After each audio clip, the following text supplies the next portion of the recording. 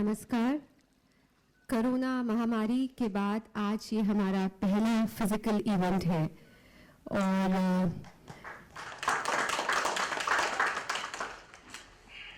Rajasthan forum की ओर से मैं आप सभी का स्वागत करती हूँ, अभिनंदन करती हूँ। और कोरोना ने तो हमें बिल्कुल ही एक दूसरे से एकदम दूर कर दिया। सिर्फ आवाज़ें सुनाई देती थी और किसी का चेहरा नहीं दिखता था। तो चलिए, ये भी दौर निकल गया और अब हम वापस अपने फिजिकल सेशंस के साथ एक बार पुनः बिगिन करते हैं, स्टार्ट करते हैं। एक बार आप सबके लिए जोर से तालियां। स्वागत उद्बोधन के लिए मैं आमंत्रित करना चाहूंगी जनरल मैनेजर आईटीसी राजपुताना ऋषि मट्टू जी को। On behalf of team ITC Rajputana, I would like to welcome everyone. I think it will be customary for me to take off my mask at least for this small introduction speech. Thank you so much for being here, and it is such a pleasure to see this gathering. And let me tell you that after a long time, I have actually seen a big gathering like this. So thank you so much for making it here, and special thanks to Padma Shri Pandit Sahab. Thank you for coming, and all the best. And we hope to see many more Rajasthan Forum events over here. Thank you.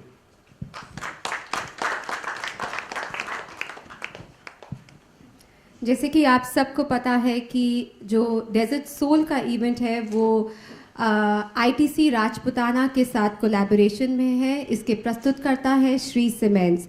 और अब मैं आमंत्रित करना चाहूँगी आदरणीय पंडित जी विश्व मोहन भट्ट साहब कि आप आकर इस शाम का आगाज़ करें, क्योंकि कोई भी इवनिंग, कोई भी इवेंट राजस्थान फोरम का आपके बिना अधूरा है। सभी को मेरा नमस्कार, बहुत बहुत अभिवादन। डॉक्टर रीमा जी, पूजा जी, आपका बहुत बहुत स्वागत है। और हमारे जो राजस्थान फोरम के इतने अच्छे अच्छे सदस्य हैं वो सभी यहाँ पर मौजूद हैं। बड़ी खुशी हो रही है। आपरा जी, आपने जो ऑर्गेनाइज़ किया और सर्वेश जी ने जो सहयोग दिया, उसके लिए राजस्थान फोरम हमेशा आपका आभारी रहेगा। मैं शुक्रिया अदा करना चाहता हूँ HM बांगुर साहब का एंड श्री संदीप भुतोड़िया जी का। संदीप भुतोड़िया जी का ये स्वप्न आप सब लोगों ने पूरा किया कि आज जयपुर की हस्तियाँ इससे जुड़ गई और एक से एक नायाब लोग इसमें शामिल हुए। और कोशिश ये रहती है कि जयपुर में रहकर राजस्थान की संस्कृति को आगे बढ़ाया जाए, और जितना भी प्रयास हो सकता था हम करते जा रहे हैं और भी करते रहेंगे। आप लोगों का सबका सहयोग इतना मिला है, उसकी वजह से ये संभव हो सका है। मैं डॉक्टर रीमा जी को ऑल द बेस्ट बोलता हूँ। आज का संचालन पूजा जी आप कीजिए। बहुत बहुत शुक्रिया, शुभकामनाएं।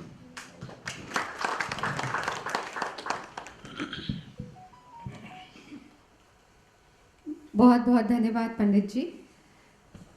Desert Soul is a series that is going to showcase the talent from diverse fields who represent the true soul and rich heritage of the desert state of Rajasthan. And we are very happy to have with us Dr. Reema Ahuja ji today. As we all know, Dr. Reema Ahuja ji, she's an archaeologist, historian and a writer. She has a PhD from the Cambridge University.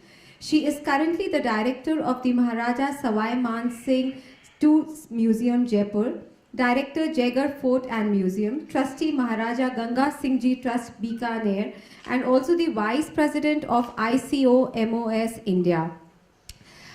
She has many awards, prizes, accolades, to her, and I think we are very fortunate to have somebody like Dr. Reema Ahuja ji as a Jaipurite. और ये जितने भी लोग यहाँ पर बैठे हैं, ये सब आपका प्यार है और आपका अफेक्शन है, दैट इस दौरान भी हम लोग सब यहाँ पर सिर्फ आपके लिए यहाँ मौजूद हैं। बिल्कुल, राजस्थान फोरम का हमेशा सपोर्ट रहेगा आपको Reema ji. And in conversation we have a young Pooja Agarwal ji. She's also an architect and associate urban designer with Rona and program expert Rona Foundation. She's also an associate professor at Ayojan School of Architecture, Jaipur. सो बहुत बहुत शुक्रिया आप सबका, बहुत बहुत शुक्रिया doctor Reema जी का, पूजा जी का। और आपको पुनः बताना चाहूँगी कि डेजर्ट सोल एक जॉइंट इनिशिएटिव है आईटीसी राजपुताना और राजस्थान फोरम का, और इसके प्रस्तुतकर्ता है Shri Siemens. Over to you, and we have a very beautiful PPT also, एंड पूजा जी बताएंगे कि किस तरह वो पहले पीपीटी दिखाएंगे और फिर ये कॉन्वर्सेशन रहेगा। Thank you.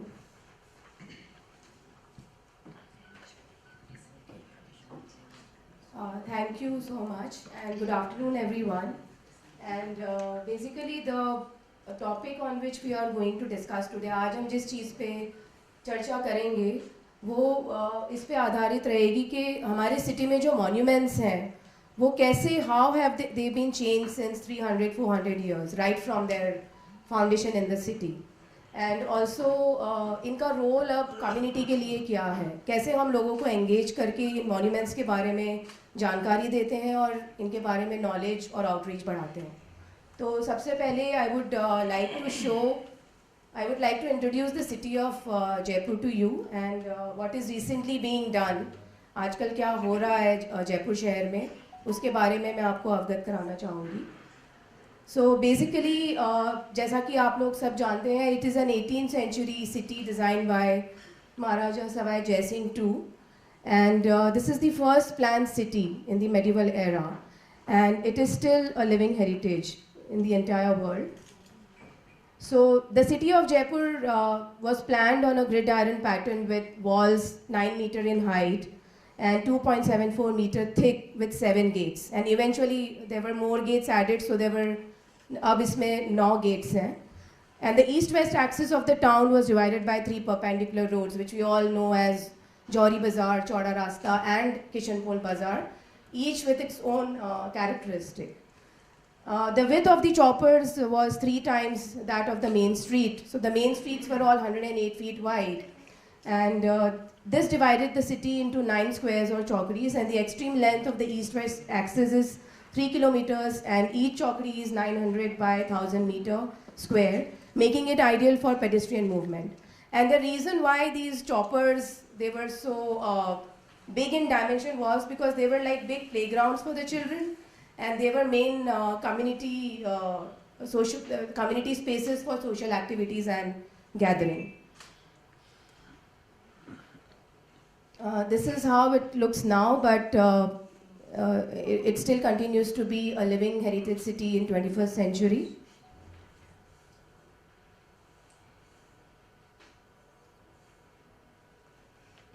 Okay, this is a very good aspect of the Jaipur Parkota, that each square was meant for different kind of people and for specific activities. So the 9 chowkadis, like I'm not going to go into detail, मैं बहुत detail में अभी नहीं जाऊँगी because हम discussion पे ज़्यादा time देना चाहते हैं. But for example Chaukri Topkhana was the Chaukri where thikanedars and chiefs of the states divisions used to reside, और अभी भी वहाँ पे उनकी बहुत पुरानी हवेलियाँ हैं और बहुत इंपॉर्टेंट हवेलियाँ हैं which are still there. Then Chaukri Modi Khana and Vishweshwar ji was the Chaukri जहाँ पे मेन बिजनेसमैन और ट्रेडर्स रहते थे. लाइकवाइज यू हैव चौकड़ी सरहद which is with the main palace quarter, palace with temples, gardens, and royal buildings. So likewise, and each and every chowkadi was meant for specific kind of people and specific kind of activities.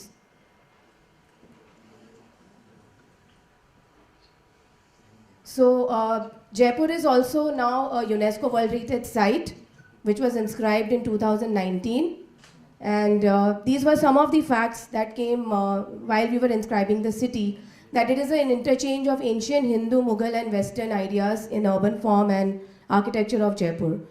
So not only Dhundari architecture, but you can also see some Western elements, Indo-Saracenic style of elements, colonial elements, and also Mughal elements. These are the 3 architectural styles which you see in the wall city. The first one is the Rajput Mughal architecture, the second one is colonial, and the third one, which was during Ram Singh's period, was Art Deco. So Jaipur is an outstanding example of an architectural ensemble with city planning and an urban form, reflecting ancient and modern influences to produce a commercial city. These are some of the visuals of the city.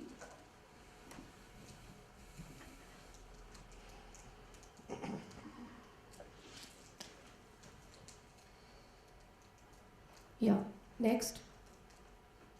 Yeah, this is the mapping of the attributes, which we did it as an exercise when we were inscribing the city, the monuments, the town planning, and the main arteries of the city. Next.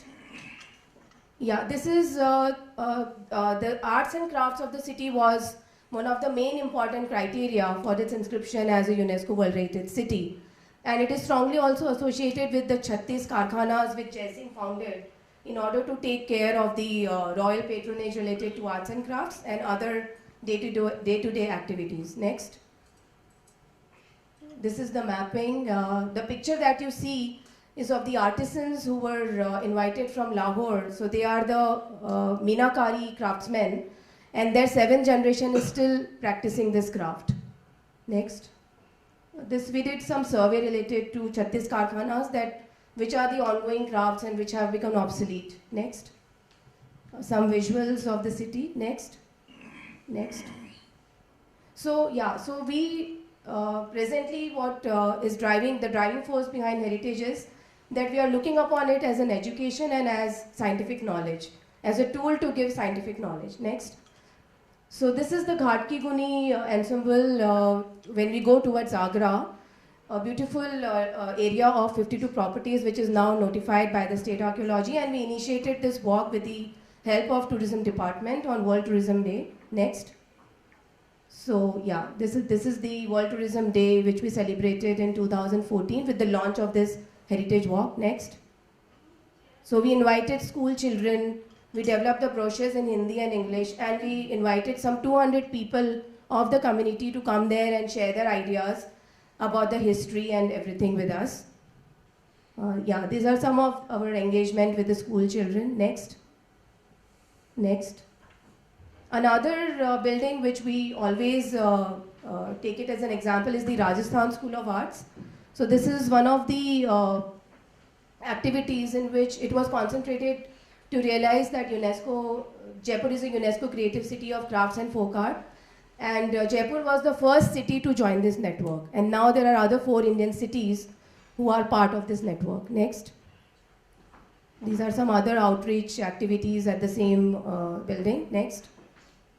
Next. So this is the walk, participatory walk, which we developed with the community residing in Chowkri Modi Khana. Next. Yeah, and we did a very interesting disability drive because that was the theme of that year's World Tourism Day. So so we keep organizing such events in and around the monuments every year, but due to lockdown since last 2 years, we weren't able to do that. But soon we are going to celebrate the Jaipur Sthapna Divas on November 18th, which is also known as Jaipur Founders Day, when the foundation of this city was laid by Maharaja Jai Singh. Next. Yeah. So now we will discuss about how these monuments have been transforming from the beginning. आपका एक mic तो यहाँ पर है.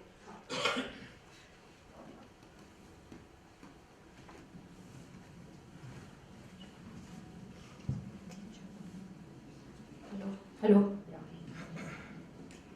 So ma'am पहला सवाल मैं आपसे ये पूछना चाहूँगी कि आपको ऐसे कौन सी इमारतें लगती हैं, मॉन्यूमेंट्स ऐसे जयपुर में लगते हैं जो ड्रास्टिकली ओवर द इयर्स उनका मतलब लोगों के लिए भी बदला है और कम्युनिटी के लिए भी बदला है? ठीक है, पर पूजा अगर आप अनुमति दो तो पहले मैं अपना धन्यवाद दे दूं राजस्थान फोरम को. और अभी जब अपना बोल रही थी तो आप लोग मुझे धन्यवाद मत कीजिए आने के लिए, क्योंकि ये सब हम तो एक परिवार हैं और जिस लक्ष्य के लिए काम कर रहे हैं, जयपुर, राजस्थान की धरोहर, राजस्थान की सारी कलाएं, वो तो है ही, पर मैं व्यक्तिगत तौर पे आप सबको जानती हूँ. तो आज जो इज्जत अफजाई करी है आपने, उसके लिए मैं शुक्रिया देना चाहती हूँ. और अब पूजा जी के सवाल पे आते हैं. तो जो बिल्डिंग्स के जब आप बात कर रहे हो ना, देखिए हर शहर, हर जगह अपना घर भी जो है वो निरंतर बदलता रहता है. उसकी कई चीज़ें हैं जो बचपन की यादों में कुछ होगी और बाद में कुछ और है. और अगर इससे बात करते हैं तो एक जो हमारी लिविंग हेरिटेज की जो बात है, अभी भी तीज और गणगौर माता की सवारी निकलती है, कोरोना समय में नहीं निकली है, लेकिन वो सिटी पैलेस से निकलती है, त्रिपोलिया से आती है। तो एक समय था जब हिंद होटल नाम का एक जगह थी, उसकी छत से लोग देखते थे। तो ये तब्दीलियां तो होती रहती हैं। और अगर हम जयपुर की ही बात करें तो बिल्कुल त्रिपोलिया के डायगनली ऑपोजिट नवाब साहब की हवेली है। त्रिलोकचंद जी खंडेलवाल को आप में से बहुत सारे लोग शायद सभी जानते होंगे, और उनकी छत से वो पूरा जयपुर का नज़ारा भी दिखाते हैं। अब वो जो नवाब साहब हैं वो 2 कंसेक्यूटिव प्राइम मिनिस्टर्स रहे थे जयपुर स्टेट के, फैज़ अली खां, फैयाज़ अली खां। लेकिन उससे भी पहले सुनते हैं कि विद्याधर जी कुछ समय के लिए वहाँ रहे थे। नाउ एक्चुअली वो ठीक है, कहते हैं कि वो आर्किटेक्ट एक तरह से हैं, लेकिन आर्किटेक्चर की डिग्री ना तो जयसिंह जी के पास थी ना विद्याधर जी के पास थी, और वो एक तरह से वो देश दीवान बाद में बने थे, मतलब वो मिनिस्टर थे। तो जिस तरह मंत्री जी अभी भी अपना साइन करते हैं किसी चीज़ पे, उनका रोल था कि देखना कि जैसे जयपुर बन रहा है तो वो जो नियम कायदे उस वक्त के थे उसके मुताबिक बन रहा है, और कोई अगर अपनी बिल्डिंग लाता था तो उसका जो फ्रंट है, फसाड है, वो एक तरह से मैचिंग तो नहीं हो, क्योंकि उस समय मैचिंग का इतना नहीं था, बल्कि अगर मैचिंग हो तो किसी को अपना हुनर दिखाने का मौका भी नहीं मिलता। तो उसमें ये था कि भाई मेल खाती रहे एक दूसरे की बिल्डिंग से, तो वो काम भी इनका था। लेकिन आपका क्योंकि जो है कि क्या चीज़ बदली है, तो उसी पे फिर मैं बात अपनी अभी छोड़ूंगी और आपको मौका दूंगी दूसरे सवाल का।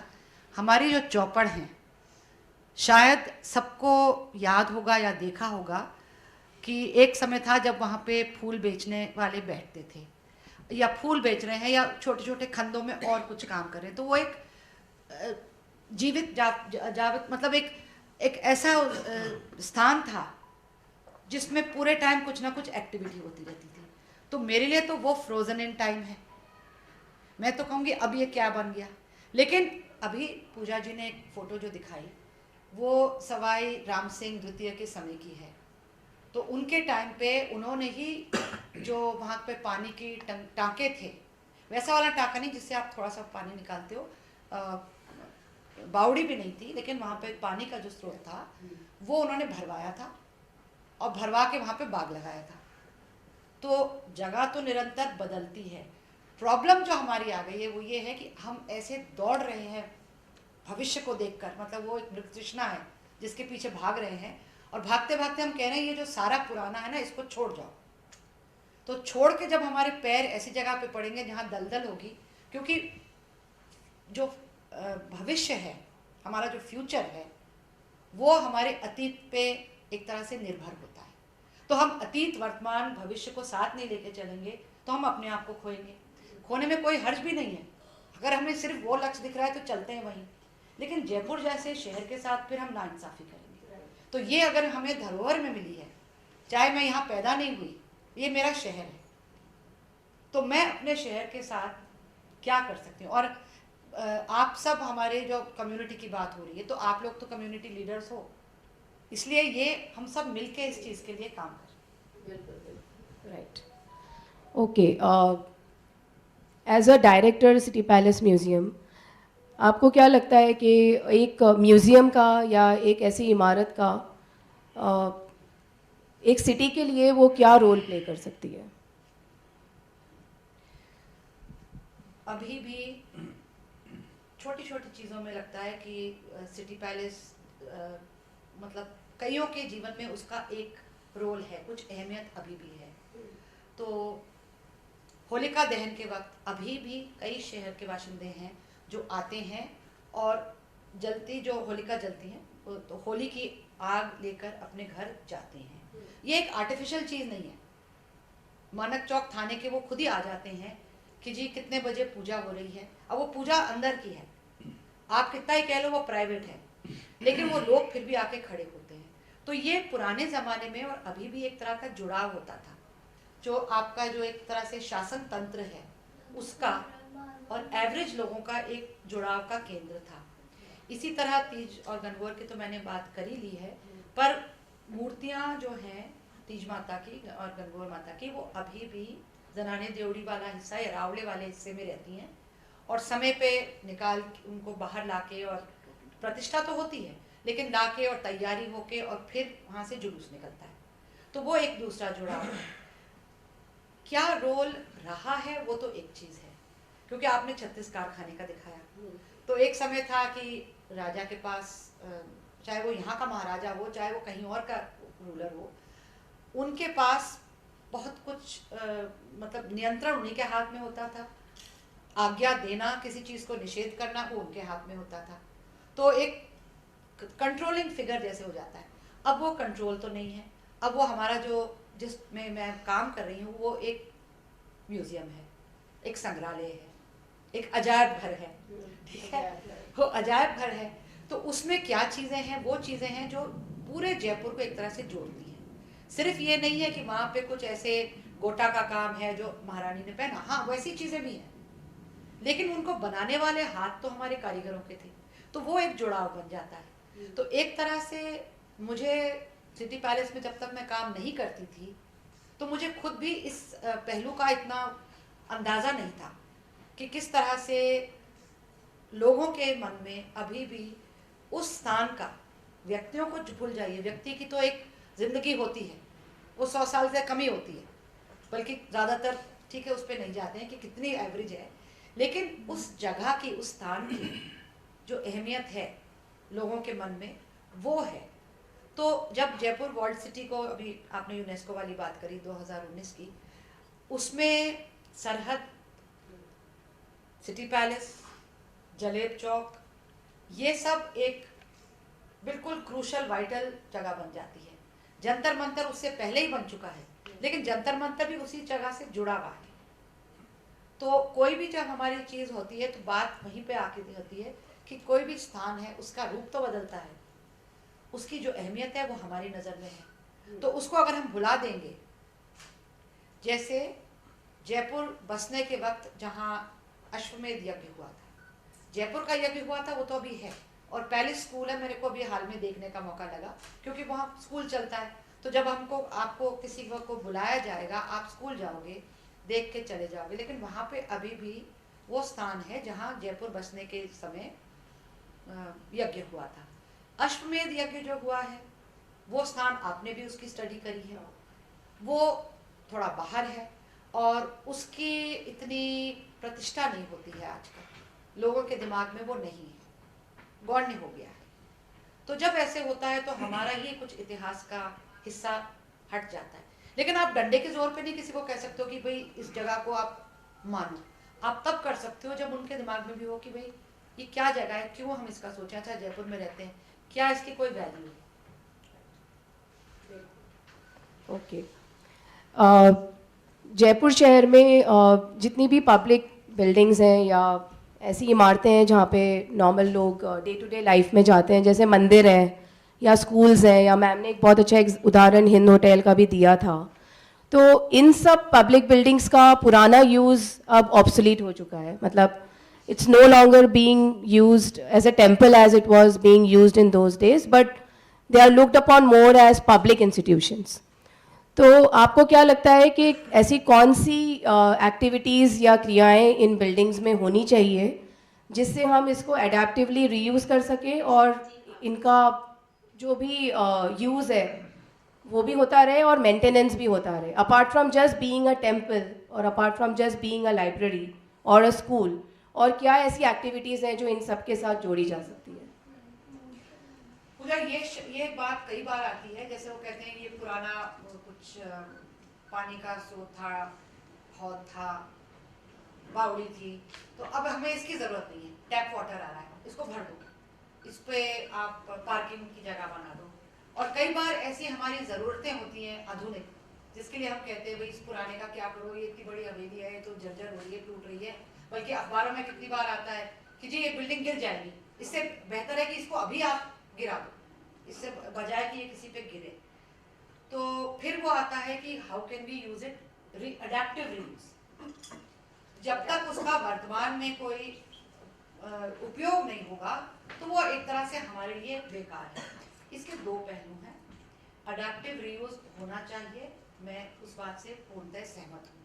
लेकिन उससे पहले मैं एक अंडरलाइन क्या मोटे पेन से वो कहना चाहती हूँ कि कई बार मुझे लोग कहते हैं कि ये तो पुरानी चीज़ हो गई है, इससे हमें क्या वैल्यू मिलेगी, मतलब सरकार इस पर क्यों पैसा खर्च करे। जैसे पंडित शिवदीन जी की हवेली थी जिसमें पहला मदरसा उमरी बन के आया था, that became the Rajasthan school of art, और गवर्नमेंट का जब यूनिवर्सिटी ऑफ राजस्थान भी बन गई तो स्कूल ऑफ आर्ट वहीं रहा, अब वहाँ पे म्यूजियम है। तो कहते हैं कि भाई उस पर, मेरी आवाज़ काफ़ी ज़ोर की है लेकिन चलिए माइक ऊंचा कर ही लेती हूँ। तो हमको कई बार ऐसा होता है कि इसकी क्या वैल्यू जब तक नहीं है तो इस पर हम पैसा क्यों खर्च करें, और मुझे कई बार इस चीज़ पर गुस्सा आता है कि ये बात तो वो ही कि ये पुरानी चीज़ है, it is outlived it's utility. तो अब अपनी वैल्यू तुम प्रूव करो, ये नहीं कि तुम 300 साल से किसी की छत बने हुए हो, किसी के रहने का स्थान बने हुए हो, किसी के इकट्ठा होने का स्थान बने हुए हो। और मैं कंपैरिजन भी मैंने ये दिया, तुलना करी दी है, मैंने कहा बात तो वही हुई ना कि दादा परदादा परदादी कोई हैं, वो बुढ़े हो गए हैं, अब उनके दांत नहीं हैं, तो हम कहेंगे नहीं नहीं आपका अभी वैल्यू क्या है। अगर हमारे लाइफ में आपकी कोई ज़रूरत नहीं तो क्या हम उन्हें कटोरा पकड़ के बोलेंगे आप अपने खाना पानी रसद का इंतज़ाम खुद करें। इस पे हमको कई बार सोचना होता है। तो अडेप्टिव रीयूज तो इसलिए ज़रूरी है कि इतनी बड़ी हवेली है, हो सकता है डिस्प्यूट में है, अब जिसके पास है वो कहेंगे चलो जी, जिसको पंजाबी में कहते हैं स्यापा मुक्के, इसको बेच तो दो।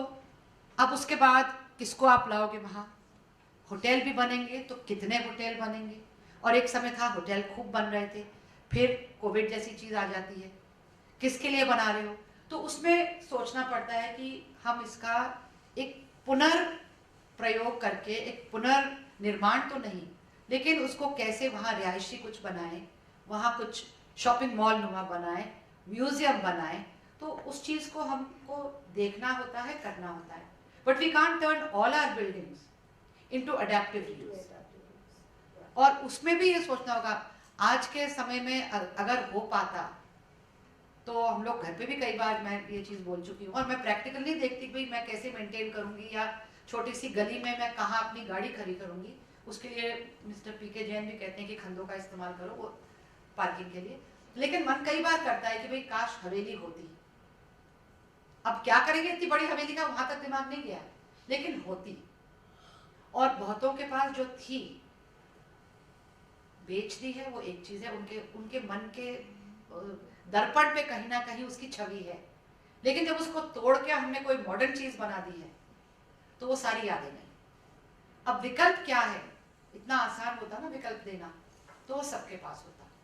और पूजा मैं एक चीज और कहना चाहूंगी, क्योंकि पूरे हिंदुस्तान में इस वक्त हो रहा है कि कोई रेलवे शेड है, कुछ है, कोई पुराना हॉस्टल है, तो हम कहते हैं ये इतने मोटे मोटे पत्थर का बना है, चलो नक्काशी खूबसूरत है, जो भी है, but it is not practical to use it. तो इसको तोड़ दो, यहाँ पे मल्टी स्टोरी बना दो। ठीक है, मल्टी स्टोरी अपनी जगह में, कोई उसमें ऐब नहीं है, लेकिन हर जगह मल्टी स्टोरी भी नहीं बना सकते, क्योंकि कितने शॉपिंग मॉल्स में कौन कितनी शॉपिंग करेगा। जो चीज एक बार चली जाएगी उसको हम दोबारा नहीं बना सकते। तो ये बात आती है आर्किटेक्ट्स को कि आप अडेप्टिव रीयूज का, उसके पुनर्प्रयोग इस्तेमाल करने का आप कोई तरीका बताओ कि अगर ये रेलवे स्टेशन था या कोई टीबी हॉस्पिटल था तो यहाँ कितनी दुकानें बन सकती हैं। तो मैं तो साहब इतिहासकार हूँ, इतिहासकार को ये वैल्यू जजमेंट की जरूरत ही नहीं है। मेरे लिए तो वो जो पदचिन्ह है, चाहे वो किसी छोटी सी नाडोल जैसी जगह पे 10वीं शताब्दी में उत्खनन से जो मिला है, किसी सुनार का घर, उसमें छोटी सी कोठारी है, तो that imprint of that step वो भी उतना ही महत्वपूर्ण है, क्योंकि वो किसी व्यक्ति का जीवन व्यापन का एक छोटी सी हमको वहाँ पे कहानी मिल जाती है। तो मेरे को जस्टिफाई नहीं करना होता कि भाई सारी बिल्डिंग्स हम क्यों रखें, लेकिन आर्किटेक्ट्स पर पूरे टाइम ये चीज़ होती है कि जब तक उस चीज़ से हमें पैसा नहीं, खासकर सरकार बोलती है, I don't mean any one government, लेकिन सरकारों का यही है, चाहे वो भारत की हो चाहे कहीं और का, कि भाई इतनी बड़ी चीज़ है, इसका रेवेन्यू कहाँ से आएगा। तो इसके लिए हमको मिलकर सोचना चाहिए। और जो आपने बात कम्युनिटी की, तो कम्युनिटी के साथ इतनी एक्टिविटीज़ हुई हैं जहाँ वो खुद कहते हैं कि चलो इसको हम मिल के यूज़ कर लें। अब वो मिल के यूज करने का भी शायद समय गया। लोग कहते हैं मेरा तो मेरा, और मिल के कैसे यूज करेंगे, that's back to the architect as a problem. Okay, but coming out of this discussion, don't you think that it is a challenge now for the monuments and the historic buildings to prove their worth or to prove their existence?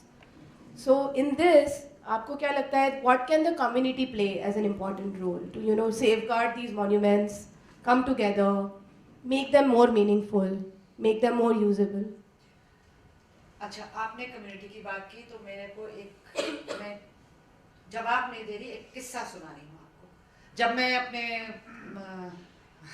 1982 winter, 82-83 दिसंबर जनवरी, चित्तौड़ क्षेत्र में मैं अपने PhD के लिए कुछ field work कर रही थी, तो मेरे दिमाग में आहड़ सभ्यता रफली मोहनजोदाड़ो, हड़प्पा, कालीबंगा के समय की, धौलावीरा के समय की, लेकिन उनसे बिल्कुल भिन्न है। तो मैं वो टीलों को देख देख के वो कर रही थी, तो मेरा बिल्कुल नज़र उस चीज़ पे थी। पुराना टीला, धूलकोट, जोड़ो गांव, पलटो गांव, इस तरह की चीज़ें। एक जगह पे वो दिखाने लगे कि आ जाओ आपको हम एक कुंड दिखाते हैं, और वो कुंड आई थिंक उसकी लंबाई चौड़ाई इस मंच के जितनी है, दरवाज़ा भी नहीं था, एक एंट्रेंस थी यहाँ तक, बाकी जगह दीवार थी। और उन बेचारों गांव वालों की ये विडम्बना थी कि ये छोरी गिर जाएगी तो क्या करें, पकड़ भी नहीं सकते, और वो शहरी है तो ठीक है, लेकिन गांव में हम ऐसे तो पकड़ नहीं सकते ना उनको। पर वो कह रहे, अब उन्होंने एक कहानी बताई, आई थिंक रक्षित आपने ये शायद नहीं सुनी होगी स्टोरी। उसमें बहुत खूबसूरत गुर्जर प्रतिहार समय के 10वीं 11वीं शताब्दी की मूर्तियां हैं, कुछ खंडित कुछ। तो वो कहने लगे एक कलेक्टर हुआ था, बल्कि उन्होंने उनके क्षेत्र का भी बोला, एक पंजाबी कलेक्टर था, और उन्होंने आके हमें बोला कि ये तो बड़ी अच्छी चीज़ है, सोचो तुम्हारे बुजुर्गों ने यहाँ बैठ के कभी यहाँ का पानी पिया होगा, तुम्हारी परदादियाँ यहाँ से पानी लेके गई होंगी। तो हमने भी कहा हाँ, हमने सोचा कि ये बात तो सही है, ये पुरानी चीज़ है लेकिन हमसे जुड़ी हुई है। तो फिर हमने उसको दूसरी नज़र से देखा। अब इस कहानी में भी कुछ और है। कुछ समय बाद मूर्ति चोरी हो गई, 2-3 बड़ी। कहते हमने शोर मचाया, बहुत शोर मचाया, कोई सुनने वाला नहीं था। फिर हम पटवारी को बोला, सरपंच को बोला, नहीं सुने, एसडीओ के पास गए, नहीं सुना, कलेक्टर कोई और तब तक थे, क्योंकि ओरिजिनल जो बात वो बता रहे वो 1966 की थी। मैं समझ गई थी कि वो मेरे फादर की बात कर रहे थे, लेकिन मैंने बोला नहीं। तो ये बात होगी कोई 70-72 की। आगे तक गए, शोर इतना मचाया, सबने कहा कुछ नहीं, वो तो गई। उन दिनों चोरियां होती थी, पर आप लोग देखभाल नहीं कर रहे हो। कहते हैं हमने इतना शोर मचाया कि एक दिन गांव के पास आके वो मूर्तियां हमें बरामद हो गई, मिल गई, वापस कोई पटक गया, ज़्यादा दूर नहीं ले गए होंगे। तो कम्युनिटी ने अपने अतीत को अपने लिए वापस बुलाया। We can't all do it. वो अब गवर्नमेंट लेवल पे होता है कि मूर्ति चोरी हो गई तो आप मंगाते रहो। आप नाइजीरिया के जो इसके धातु के मूर्तियाँ जो थी वो ब्रिटिश म्यूजियम में हैं और चीज़ें हैं, लेकिन आज की तारीख में कम्युनिटी के साथ, और मैं यही कहा कि ये सब कम्युनिटी में बिल्कुल अग्रणीय है, तो कम्युनिटी के साथ ही हो सकता है कि एक तरह से ये मैसेज हो कि पुरानी चीज़ें सिर्फ टूटी फूटी ये सब नहीं है, उनकी एक वैल्यू है। और टूटी फूटी का जब रिपेयर होता है, अब इसके बाद फिर मैं चुप हो ही जाऊंगी क्योंकि समय है और आप लोग शायद कुछ पूछना भी चाहोगे, तो हम सीमेंट लगा देते हैं। तो चूने गारे की बिल्डिंग में सीमेंट का मतलब है आप उसकी जिंदगी को और छोटा कर रहे हो, जो बची कुची है वो भी छोटा कर रहे हो। लेकिन वो फिर कहते हैं कि आजकल तो कोई काम ही नहीं करता इसमें। अब इनसे पूछिए, ये अभी भी चूने की जालियां बनवा रही हैं मास्टर क्राफ्ट्समैन से, चूने गारे में काम हो रहा है, फ्रेस्को काम हो रहा है। आराइश की वो क्वालिटी का काम अभी भी नहीं हो पाता, अब नहीं हो पाता क्योंकि हम उसको समय नहीं देते, लेकिन वो काम हो रहा है। तो अगर हम चाहें तो वो काम करा सकते हैं। फिर बात आती है बहुत महंगा है, नहीं इतना महंगा नहीं है। ये तो जयपुर विरासत में जब एक बार कैंप्स हो रहे थे तो विक्रम गोलचा जी उन दिनों हमारे ट्रस्टी थे, और उन्होंने कहा कि भाई क्या चीज़ आपको, सुर्खी चाहिए, आपको क्या चाहिए आप बताइए, हम कहीं से बनवाना शुरू करवा देंगे। क्योंकि आपको ये जान के थोड़ा ताजुब होगा, लाल सुर्खी जो पुरानी लगती थी वो अब ज़्यादातर ईंट को घिस के और वो यूज़ कर रहे हैं। तो वो आप लगाओगे तो फिर गिरेगा, फिर आप यही कहोगे भाई ये चूना गारा तुर्की ये तो पुरानी बेकार है, इसके बजाय लगाओ सीमेंट। गिरे बिल्डिंग तो अच्छा है, और गिर जाएगी, एक और मल्टी स्टोरी बन जाएगा। तो क्या वैल्यू कम्युनिटी क्या कर सकती है, कैसे कर सकती है, ये पहल तो आपने भी बताई है। किस तरह पुरानी घाटी का इन्होंने जो काम किया है, किस तरह यहाँ पर चौकड़ी मोदी खाने में काम किया है, विश्वेश्वर जी का उसमें आपने काम किया है, तो ग्रुप ने किया है, आगे भी शायद इस तरह की चीज़ हो सकती है। ठीक है, अब थोड़ा सा हम टूरिज़्म के बारे में भी बात करते हैं दैट ये जितनी भी हेरिटेज साइट्स है tourism is strongly linked with it, right? And when tourism is linked, the socio-economic life of the people is also linked with all these heritage monuments and sites. But मुझे personally भी कहीं ना कहीं ऐसा लगता है कि एक हिस्टोरिक बिल्डिंग के साथ बहुत सारी चीज़ें जुड़ी हुई होती हैं। उसको बनाने वाले कारीगर, उसको बनाने वाली कारीगरी like stone craftsmanship, culture, arts and crafts, कभी कभी ये सारी चीज़ें आजकल उन इमारतों के इर्द गिर्द नहीं पाई जाती है, and that is one of the reason कि उन इमारतों की इम्पोर्टेंस अपने आप में कम हो रही है या घट रही है। तो उस चीज़ को कैसे स्ट्रेंथन किया जा सकता है? देखिए, वो जो सारी कलाएं हैं, विधाएं हैं, वो अभी भी जयपुर जैसे शहर में तो हैं अभी भी। बाकी राजस्थान में बहुत सारी जगह हैं। सीकर में मुझे याद है मेरे बचपन में लकड़ी पे काम होता था, उस पर रंग रोगन होता था, वो सब अब नहीं हो रहा है। कई जगह ऐसी हैं। हालांकि शेखावाटी में दूसरे तरह की चीज़ें बन रही हैं, ऊँट के पलान का, बार का वो बन जाता है, वो सब है। लेकिन जयपुर जैसे शहर में अभी भी बहुत सारे जो पुरानी हमें पारंपरिक कलाएं हैं वो जीवित हैं। तो सोचना पड़ेगा किस तरह से उनको भी एक तरह शोकेस शब्द तो नहीं, लेकिन वो देखने का मौका मिल जाए और उसके वैल्यू को, या अभी क्या हो गया था बीच में, जैसे ब्लू पॉटरी वाली बात हम करते हैं, तो ये होता था कि ये तो ठीक है, ये तो यहीं का है, या कुल्हड़ वाली बात है तो अब वापस से कुल्हड़ में। लेकिन एक समय ऐसा था कि प्लास्टिक पे ज़्यादा जा रहे थे, तो वो भी बैलेंस हम लोगों के हाथ में है कि हम पुरानी इमारत के साथ ऐसी जगहों को, ऐसे छोटा सा चाहे वो वर्कशॉप नुमा हो जाए, कि जो अगर पेंटिंग की बात है तो किस तरह से पुराने रंग कैसे बनता है। आज ही सिटी पैलेस में कहीं पे वो रिपेयर हो रहा था, पुराना आलाइश, मैंने कहा इसमें नीला, बड़ा खूबसूरत नीला है, मैंने कहा क्या लगा रहे हो, कि अबार तो जो रंग है केमिकल, मैंने कहा अगर पुराना आपको मिल जाए तो ज़रूर लगा, और है वो बुजुर्ग, उनको आता है लगाना। तो बहुत सारी जो ऐसी चीज़ें हैं, तारकशी आपने जो बात शुरू की कि what have I seen, I used to see that, 2-3 जगह थी, मिर्जा इसराइल रोड पे भी थे, फिर बीच में वो और कम हो गई थी चीज़। अब वापस कैसे ला सकते हैं? जो हम 36 कारखाने की बात करते हैं, तो एक तरह से पैलेस में तो अब वो नहीं है, और शायद पहले भी पैलेस में इतनी नहीं थी, लेकिन जयपुर शहर में दूसरे रूप में है। पहले दूध वाली जो चीज़ होती थी, ग्वालेड़ा होता था, तो राजा महाराजा का नहीं भी हो तो सरस डेयरी तो फिर भी है, दूध के भैंसों को शहर से बाहर भेज दिया, लेकिन दूध की चीज़ें मिलती हैं। तंबोल खाना, तो पान के बिना तो अभी भी कई लोगों का बतियाना रात का पूरा नहीं होता है, तो that continuity is there. Aatish market में घोड़े नहीं है, पोलो एक तरफ से है, और दूसरी चीज़ जो है कि टोंगे अब कम हो गए हैं, लेकिन शादियों में घोड़ी की आपको अभी भी ज़रूरत होती है। तो किसी तरह से अगर लिंकेज हो जाए तो जो ट्रेडिशनल क्राफ्ट्स वाले ऐसे हैं जिन्हें कईयों को अवार्ड भी नहीं मिला है, तो उनका एक तरह से वैल्यू मिलेगी, जीवन व्यापन उसी से होगा। अच्छा, इसमें कभी ये बात नहीं आती कि वहाँ पे आप पूर्ण विराम लगा दो और कहो कि जो 19 तो छोड़िए, 1620 में जिस तरह का काम हुआ है वही आप करो। वो तो एक आर्टिस्ट के मन पर है ना कि आप 1620 का करोगे या आप उसके बेस पे आगे का करोगे। अगर लेखक को ये आप स्वतंत्रता देते हो कि वो चाहे वो हिंदी में लिख रहे हो, चाहे वो उर्दू में लिख रहे हो, लेकिन वो आज की कहानी भी लिख सकते हैं या इतिहास की चीज़ को दोहरा सकते हैं, तो वर्तमान के आर्टिस्ट को भी तो वो अपने को देना है, उनकी इच्छा पर है, लेकिन मौका तो हम दें। टूरिज्म में आप देखोगे कि फैंसी जगह साफ सफाई हो गई, खाने की जगह बना देंगे, पारंपरिक खाने की चीज़ें कम होंगी। तो इसी तरह से पारंपरिक जो हमारी कलाएं हैं इनको देखने का हो जाए। ये नहीं हो कि हर जगह अगर आप उदयपुर में हो तो उदयपुर की चीज़ को ज़्यादा मौका मिलना चाहिए, उदयपुर की कलाओं को वहाँ पर देखने और खरीदने के लिए। वनस्पति ये अगेन ये मतलब नहीं है कि बिल्कुल आप यहाँ बैन कर दो, लेकिन वहाँ की चीज़ को एक थोड़ा ज़्यादा अहमियत दो, वहाँ की चीज़ को थोड़ा ज़्यादा तवज्जो दो, उसको सामने लाओ, that will. So I think इसकी सबसे पहले शुरुआत जो है जयपुर विरासत फाउंडेशन ने करी थी, जो बहुत साल पहले सिटी फेस्टिवल्स हुआ करते थे और लोग बेसब्री से उसका इंतज़ार भी करते थे।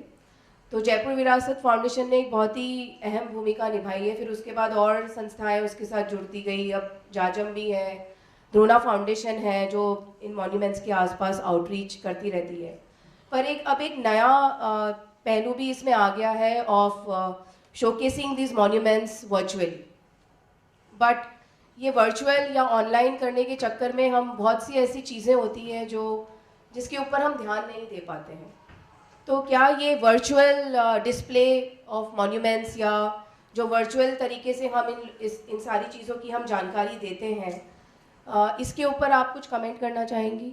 ये होना चाहिए, नहीं होना चाहिए, या एक बैलेंस होना चाहिए? बिकॉज काफ़ी सारी चीज़ें इसको ऑनलाइन कर देते हैं या ऑनलाइन मीटिंग कर लेते हैं, ऑनलाइन हवा महल दिखा देते हैं। मुझे कहीं ना कहीं ऐसा लगता है कि unless and until you don't visit a monument, you don't engage with it, you are unable to know about its history and the significance of that monument.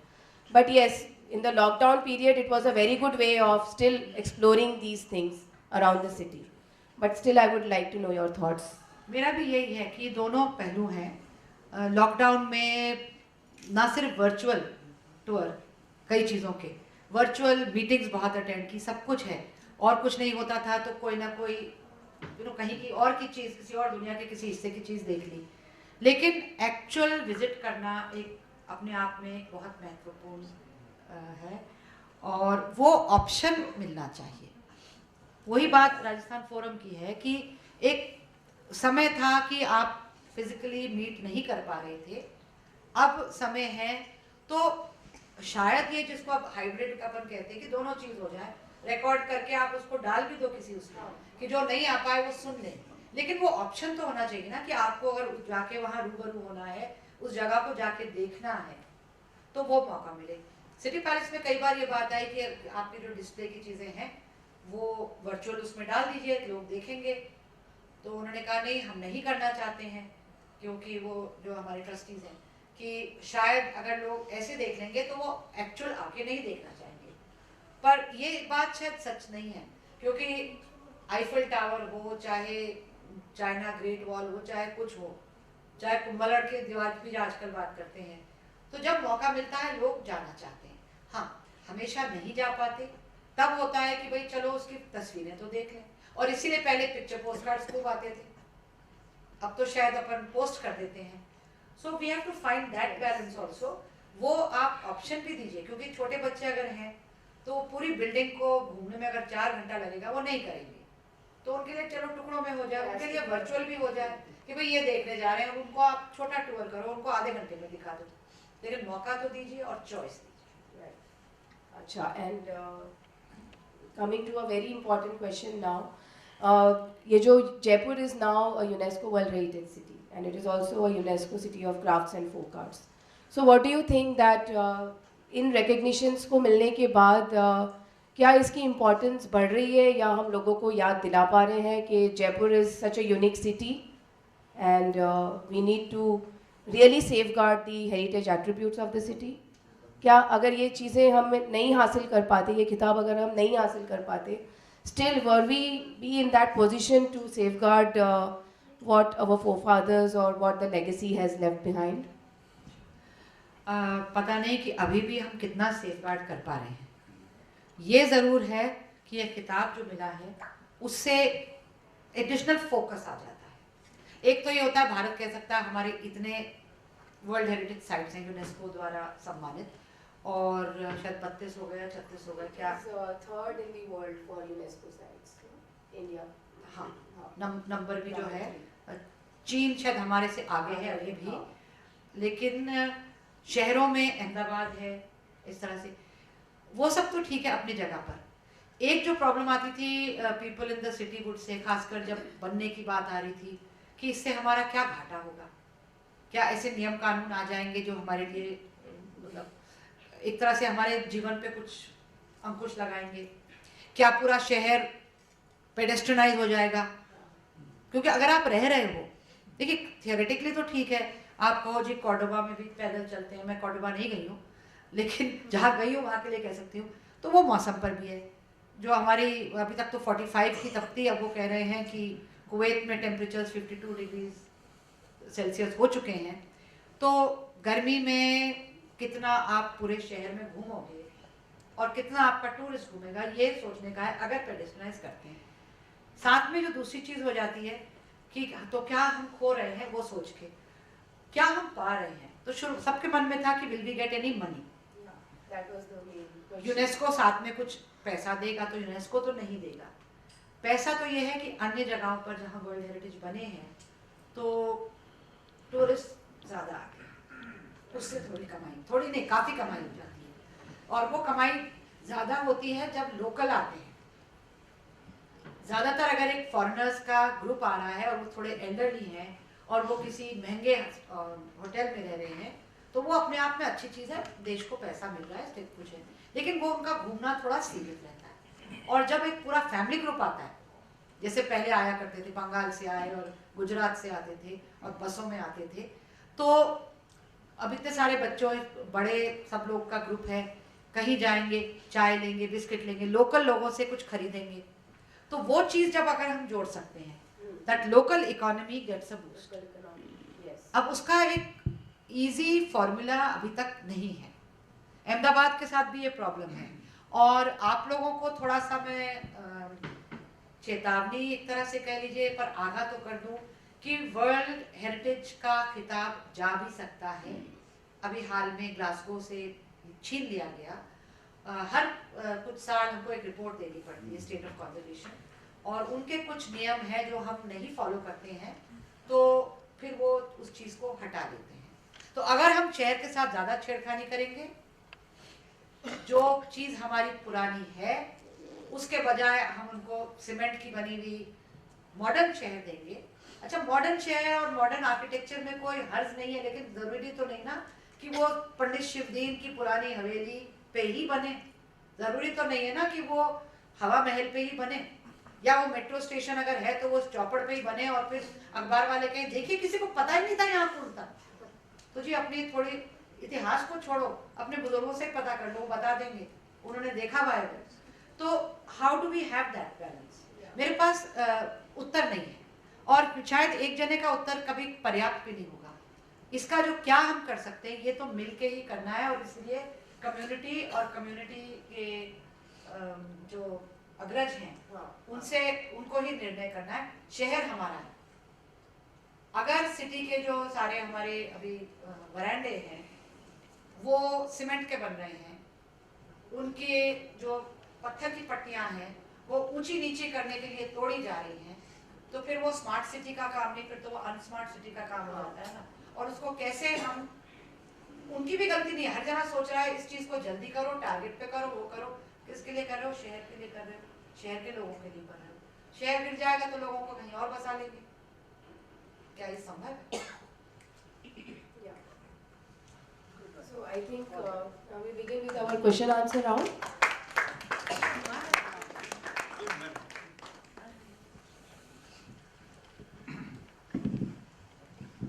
Ji ma'am, शुक्रिया आपका रीमा जी, बहुत बेहतरीन ढंग से आपने कहा।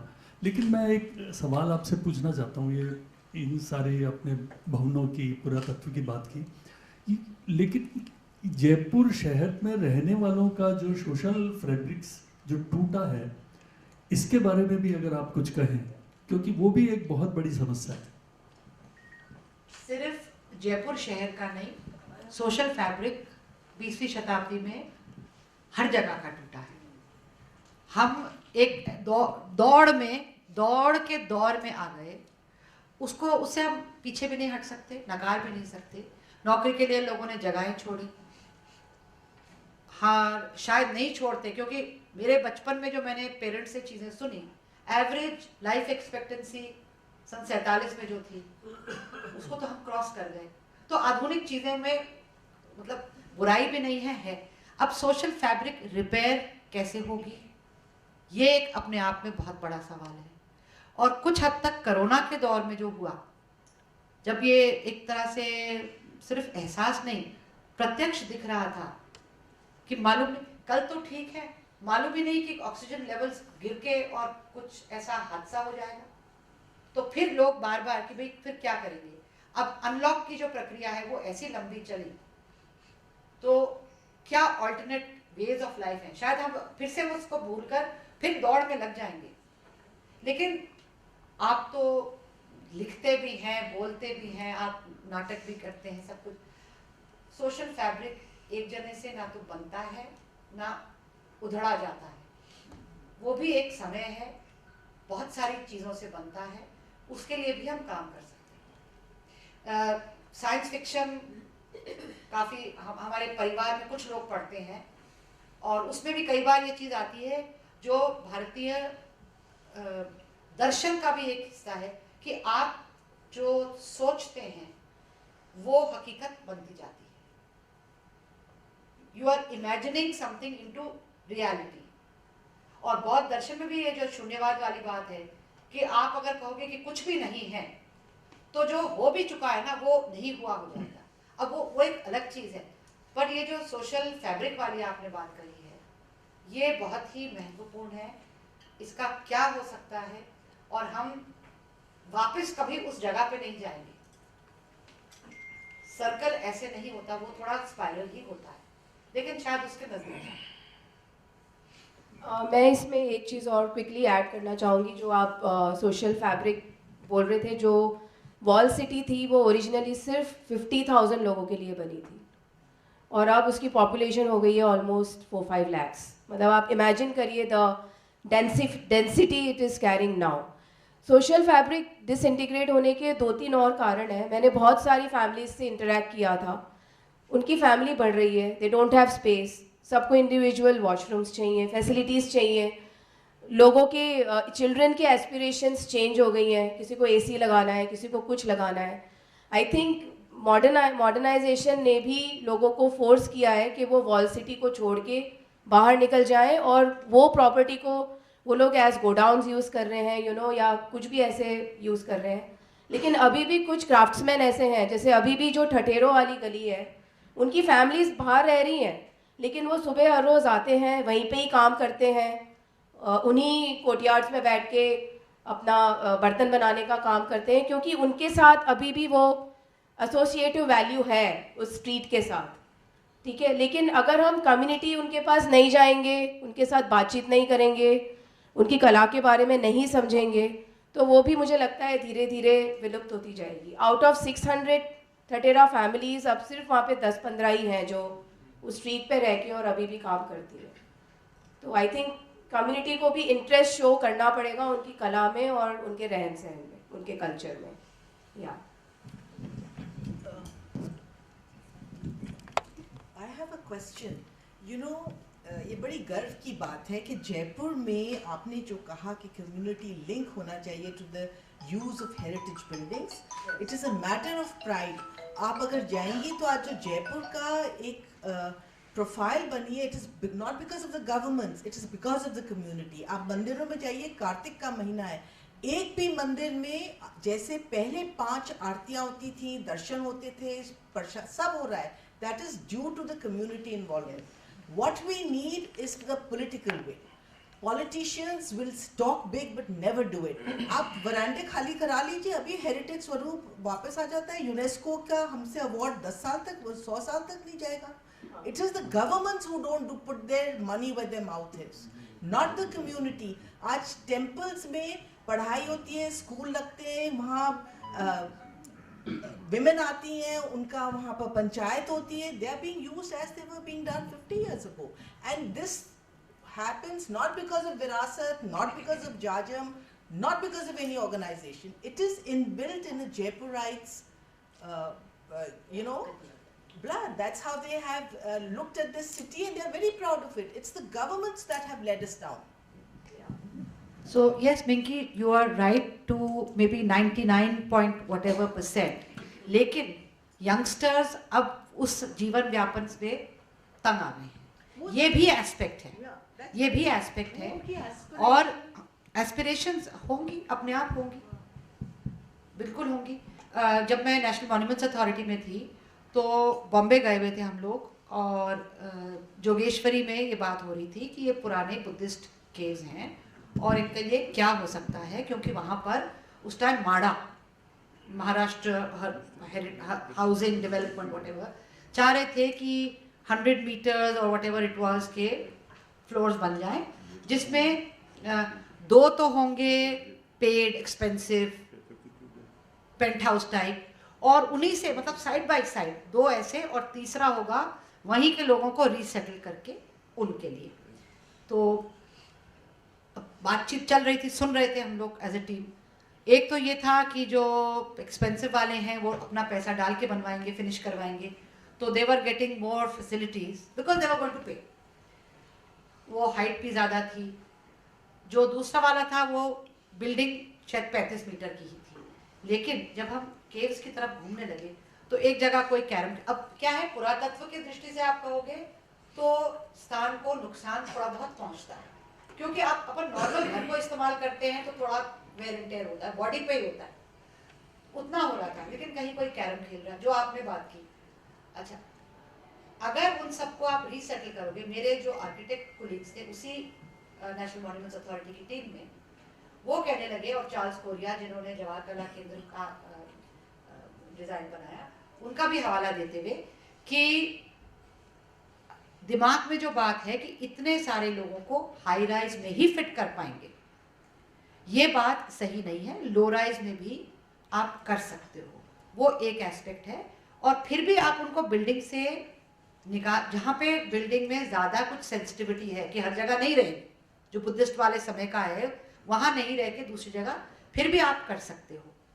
और रही बात जो हाई राइज वाली है, तो जब बिजली पानी नहीं मिलेगा किसी भी दिन, जैसे इस बार नेट नहीं था फॉर वट एवर रीज़न, तो जो डोकरी, वहाँ तो डोकरी नहीं, वहाँ तो हम यहाँ थे, जो डोकरी अपना फिर भी जिस दिन में घुटनों में ज़्यादा दर्द नहीं है वो अपने मंदिर तक चली जाए, चाहे बतियाने किसी के चले जाए, वो 35th फ्लोर से नीचे नहीं आएंगी। तो एक अकेलेपन का एहसास ज़्यादा होगा। मतलब जो लाइफ वाली बात आ गई, सोशल फैब्रिक वाली बात आ गई कि पड़ोस से आप कोई चीज़ ले रहे हो, वो ब्रेक डाउन हो जाएगी। पर अगेन वो चीज़ तो शहरों में पहले ही ब्रेक डाउन हो गई। लेट राजमाता साहब एक बार कह रही थी कि जब जयपुर राजस्थान की राजधानी, नवीन राजस्थान की नवीन राजधानी तय होनी थी, तो कहती है जब जयपुर बना मैं बहुत खुश थी, और उनके अंतिम समय तक कह रही थी कि अब मैं सोचती हूँ कि जयपुर, मेरा जयपुर जिस तरह से बदला जो मैंने देखा था, शायद वो नहीं होता अगर कोई और जगह राजधानी होती। तो change, yes change might be inevitable, होगा, बदलाव होगा, लेकिन बदलाव में जो दूसरी बात है, ये सिर्फ एक भावुकता वाली बात नहीं है। क्या हुआ, ऑफिसेज आए, इंडस्ट्रीज आई, तो सोशल फैब्रिक उससे भी बदलता है। कि जो आके मेरे को एक बार बोला था, अब ये बात भी थोड़ी पुरानी हो गई है, लेकिन कोई जयपुर काम करने आए हुए थे, जर्नलिस्ट थे वो, और वो she said to me, you know Jaipur actually has a maharani. So I said, कहते yes, she is one of the most beautiful women in the world. मैंने कहा हाँ, आपको मालूम है, आप कभी मिली हो? मैंने कहा नहीं, पर you know, people don't know. Of course Jaipur जानता था, वो कूच बिहारी लेडीज आती थी, हम बुआ जी के उसमें जा रहे हैं, आपने कभी देखा है राजमाता गायत्री देवी को?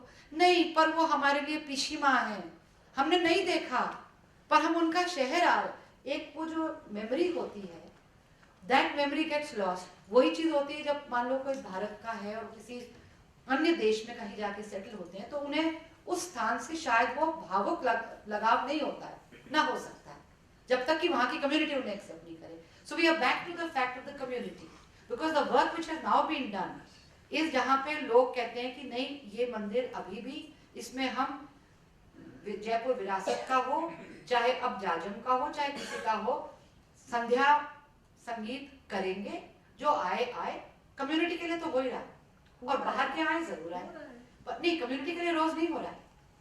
वहां भी वी आर ह्यूमंस ना, at the end of it. तो उसको भी हमने बांट लिया। वो सिर्फ उनकी कमला जी की वो नहीं है, मंदिर बांटा, मस्जिद बांटा, बांट लिया इंसान को, वो एक्चुअली मंदिर को भी बांट लिया है। सॉरी, मैं आपको माइक पकड़ा रही थी जो मुझे नहीं करना चाहिए, इनको देना चाहिए। I think this gets us to the end of the event and बहुत बहुत धन्यवाद रीमा जी, आपने आज इतनी सारी बातें करी और मुझे ऐसा लगता है कि इतने सारे थॉट प्रोवोकिंग आइडियाज़ के साथ आज हम जाएंगे। शहर हमारा है, धरोहर हमारी है, दिक्कतें भी इस शहर की हम सब जानते हैं, पर किस तरीके से उस सोशल फैब्रिक के चलते उन दिक्कतों को हम लोग सॉल्व करें ताकि जयपुर जो हमारा शहर है वो उतना ही प्यारा रहे, वो उतना ही सुंदर रहे। मैं आमंत्रित करना चाहूँगी हमारे ऑनरेबल चेयरमैन साहब पंडित जी विश्व मोहन भट्ट जी को कि हमारी तरफ से आकर एक छोटा मोमेंटो प्रदान करें रीमा जी को। बहुत ही बेहतरीन कार्यक्रम और बहुत ही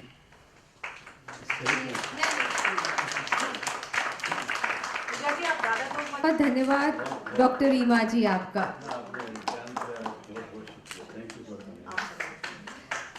एक छोटा सा मोमेंटो पूजा जी के लिए। जी बिल्कुल, राजस्थान फोरम का यही प्रयास है कि आर्ट और आर्टिस्ट जो राजस्थान से ताल्लुक़ रखते तकरीबन 70 इवेंट्स का आयोजन किया और कहाँ तक नहीं पहुँचे। वर्चुअल इवेंट्स करें, फेसबुक के ज़रिए करें, और जैसे ही हमको पता चलता था कि किस कोने में जयपुर या राजस्थान के किसी कोने में किसी आर्ट या आर्टिस्ट को ज़रूरत है तो हम लोग पहुंचते थे। और मैं धन्यवाद देना चाहूँगी सर्वेश भट्ट जी का जो यहाँ पर आज मौजूद हैं, हमारे सारे मेंबर्स का, सारे ऑनरेबल मेंबर्स का जो यहाँ पर आज हैं, अमृता का जो हमारे ऑफिस सपोर्ट स्टाफ हैं। And yes, it was a beautiful experience, but yes definitely हम उनका दर्द समझ सकते थे कि कितनी दिक्कतों का उन्होंने सामना किया। और अब मैं सारे फोरम के मेंबर्स को आमंत्रित करना चाहूँगी कि इधर आएं और एक ग्रुप फोटोग्राफ जो हमारा कस्टमरी है वो ज़रूर खिंचवाएं।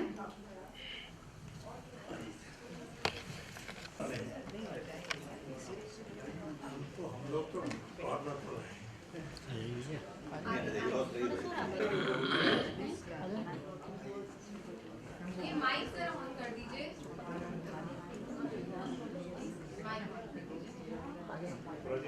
जी जी आगे सर्वेश जी आ रहे हैं।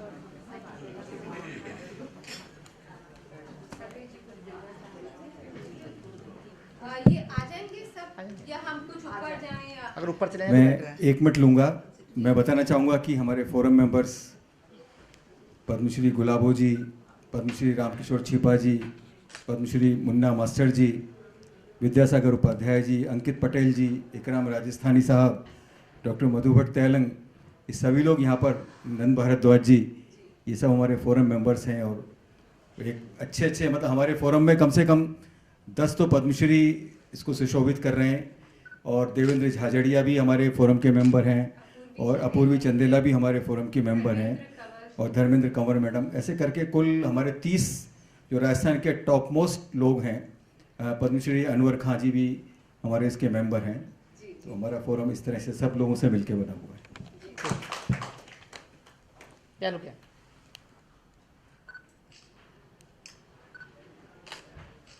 one more